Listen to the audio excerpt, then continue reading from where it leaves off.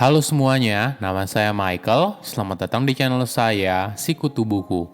Kali ini saya akan membahas 5 rekomendasi buku bisnis dan keuangan terbaik versi Sikutu Buku.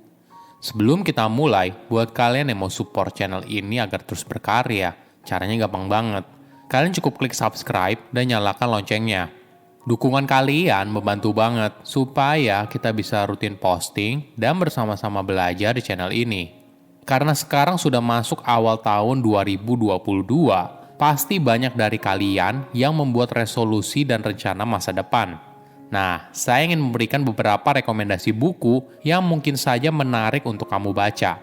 Oh ya, perlu saya ingatkan dulu ya, rekomendasi buku ini bukan disusun berdasarkan tahun terbitnya di tahun 2021, tapi berdasarkan video yang diposting di channel Sikutu Buku selama tahun 2021. Buku pertama yang saya rekomendasikan adalah buku The Psychology of Money karya Morgan Housel. Buku ini membahas bagaimana hubungan manusia dengan uang dari sudut pandang perilaku manusia. Kamu bisa menggunakan uang dengan baik, bukan berasal dari apa yang kamu tahu, tapi bagaimana perilaku kamu soal uang.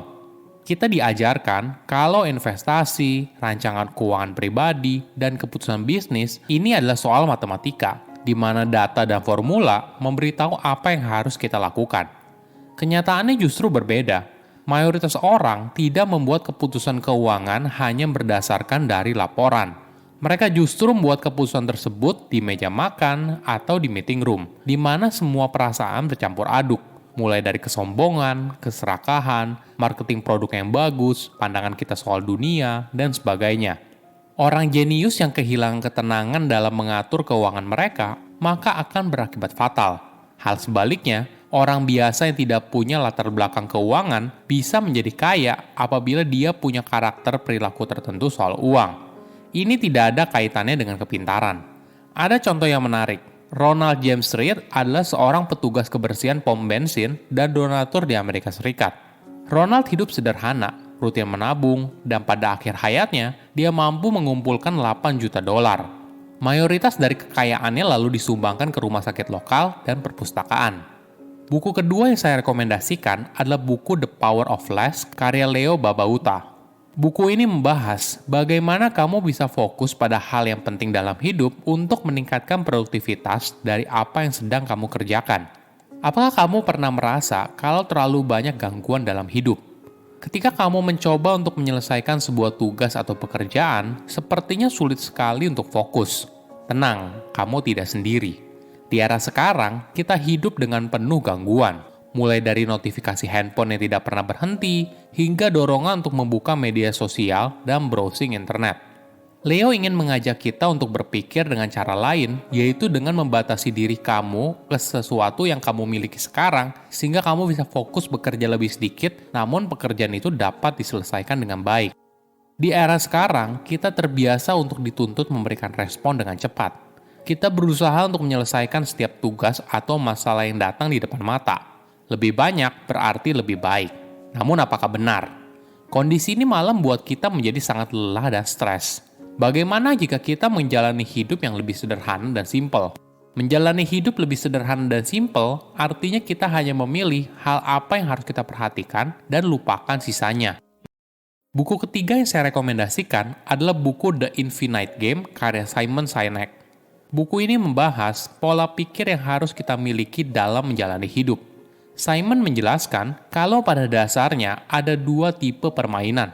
Permainan terbatas atau disebut dengan finite game, dan permainan tanpa ujung atau disebut dengan infinite game.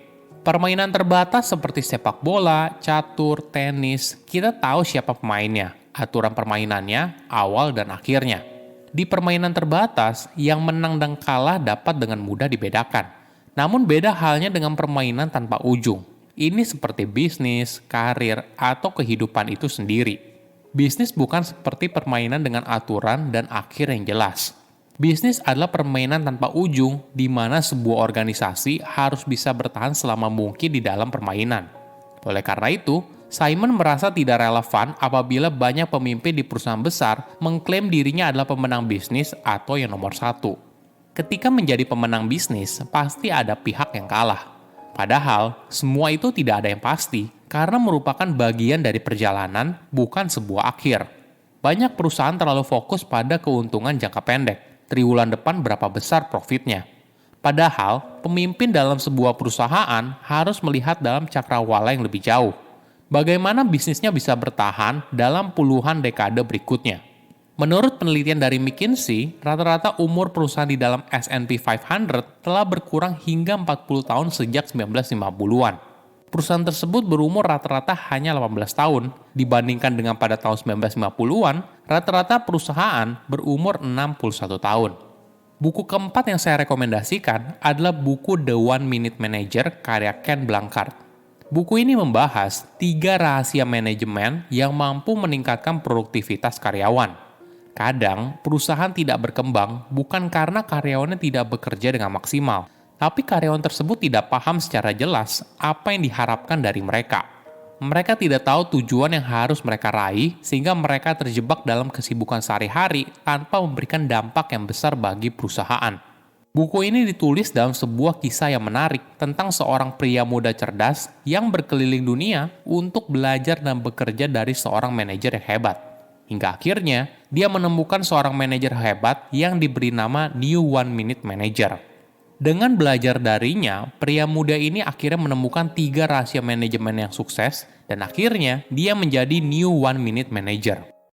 Buku kelima yang saya rekomendasikan adalah buku How Much Is Enough karya Robert dan Edward Kiyosaki. Buku ini membahas soal berapa banyak yang harus kita miliki untuk merasa cukup. Apa sih tujuan kita mencari uang? Tentu saja setiap orang punya tujuan yang berbeda. Namun mayoritas dari kita pasti sepakat kalau tujuan utamanya adalah untuk mencapai hidup yang lebih baik. Hidup ini hanya bisa dicapai apabila kita tahu rasanya cukup. Berhenti melakukan pengejaran keinginan yang tidak habisnya, dan mulai menikmati hidup. Di era sekarang, kita ibaratnya sudah lupa rasanya cukup. Hidup untuk mengumpulkan kekayaan sepertinya dipahami sebagai sarana untuk bertahan hidup. Apalagi, untuk mengukur sebuah negara merupakan negara yang makmur dan bertumbuh, kita pasti menggunakan metrik pendapatan per kapita. Jika pendapatan per kapita sebuah negara naik, artinya kondisi ekonomi negara itu membaik. Namun faktanya, di United Kingdom, walaupun pendapatan per kapitanya naik secara signifikan, tingkat kebahagiaannya juga tidak ikut naik. Kenapa hal ini terjadi? Masalahnya terletak kalau studi ini bergantung pada penilaian subjektif individu tentang kebahagiaan mereka sendiri. Namun, laporan berdasarkan penilaian pribadi selalu sangat bergantung pada konsepsi individu dan budaya tentang apa artinya kebahagiaan. Tanpa konsep kebahagiaan yang dapat disepakati semua orang, statistik ini tidak akan memberitahu kita tentang kemungkinan hubungan antara kekayaan dan kebahagiaan. Nah, tadi adalah 5 rekomendasi buku terbaik 2021 versi Sikutu Buku.